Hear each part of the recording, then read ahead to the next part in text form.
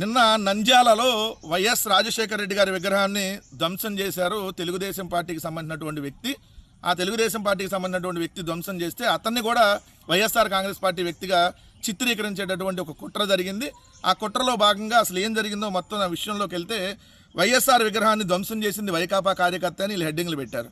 నేను అడుగుతున్నా, మీరు కడుపుకి అన్నం తింటున్నారా ఇంకేదైనా తిని బతుకుతున్నారా అని చెప్పి.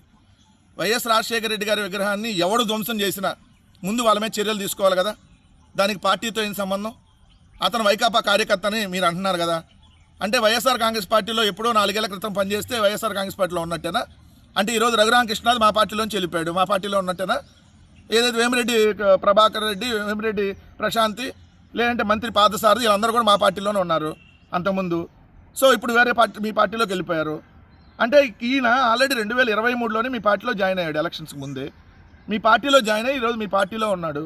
జనసేనకు సంబంధించినటువంటి ఫ్లెక్స్ కూడా కట్టినటువంటిది ఆల్రెడీ, దాన్ని వీడియోలో కూడా మీకు ఇక్కడ చూస్తే అర్థమైంది. జనసేన నేతగా ఫ్లెక్సీలో నిందితుడి ఫోటో మీరు బాక్స్లో చూస్తే అర్థమైంది.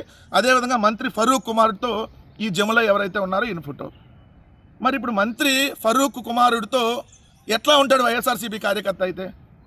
వైఎస్ఆర్సీపీ కార్యకర్త అయితే జనసేన నేతకు ఫ్లెక్స్లు ఎలా కడతాడు? పవన్ కళ్యాణ్కి కట్టరు కదా. అంటే ఇప్పుడు ప్రస్తుతం అతను కూటమిలో ఉన్నాడు అనేది క్లియర్గా అక్కడ అర్థమవుతుంది కదా. రెండవది, ఇక్కడ ఎంత దారుణమో చూడండి. అతను ఉదయం పూట 6:30కే అక్కడికి వెళ్ళి దాదాపు 22 నిమిషాల పాటు నంద్యాలలో ఉదయం పూట ఏదైతే రద్దీగా ఉండేటటువంటి సెంటర్లో అతను తల నరుగుతూ ఉంటే, ఏదైతే రాజశేఖర రెడ్డి గారి విగ్రహాన్ని తల నరుగుతూ ఉంటే 22 నిమిషాలైనా పోలీసులు రాలా. ఈ సంఘటన వాళ్ళే వీడియో తీపిచ్చారు, తెలుగుదేశం వాళ్ళే వీడియో తీపిచ్చారు. మీకు చూస్తే అర్థమవుతూ ఉంటుంది. చివరిలో కూడా అతను తలకాయ పట్టుకొని ఆ కెమెరా వెనక చూస్తూ ఉంటాడు. తర్వాత మళ్ళీ అతను ఫోన్ చేస్తాడు ఎవరికో.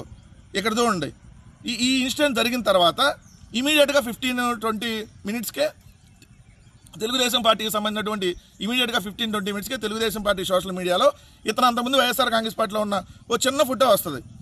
ఏది, నంద్యాల ఎక్స్ఎమ్మెల్యేగా ఉన్నటువంటి శిల్పా రవిశేఖర రెడ్డి గారితో ఉన్నటువంటి ఫోటో, శిల్పారావు గారితో ఉన్నటువంటి ఫోటో వెనక ఎక్కడో ఉంటాడు. ఆ చిన్నది కనపడకుండా ఈయన అతనే అని చెప్పి వాళ్ళు తెలుగుదేశం సోషల్ మీడియా ట్రోల్ చేస్తే స్టార్ట్ చేసిద్ది అనమాట. మరి ఇది పక్కా కుట్ర ఎవరిదో ఇక్కడ అర్థం కావట్లేదా? రెండోది, ఇక్కడే చూడండి, ధ్వంసం చేయడానికి సులువుగా ఉంటుందని శ్రీనివాస సెంటర్లోని వైఎస్ఆర్ విగ్రహం ప్లాస్టర్ ఆఫ్ ప్యారిస్తో తయారైంది. రాతి విగ్రహం అయితే ధ్వంసం చేయడం కష్టమవుతుందనే ఉద్దేశంతో ఈ విగ్రహాన్ని జంబులయ్యే ఎంపిక చేసుకున్నట్టు పోలీసులు గుర్తించారు. దీనికోసం ఆయన ముందే పన్నాగం రూపొందించుకున్నట్టు తేల్చారు. ధ్వంసం చేస్తున్నప్పుడు కొందరు ఆపడానికి ప్రయత్నించగా వాళ్ళపై రాళ్ళు విసిరారని, సో ఇవి ఎవరి ప్రోద్బలంతో ఇవన్నీ చేశాడనే కుట్ర కోణంలో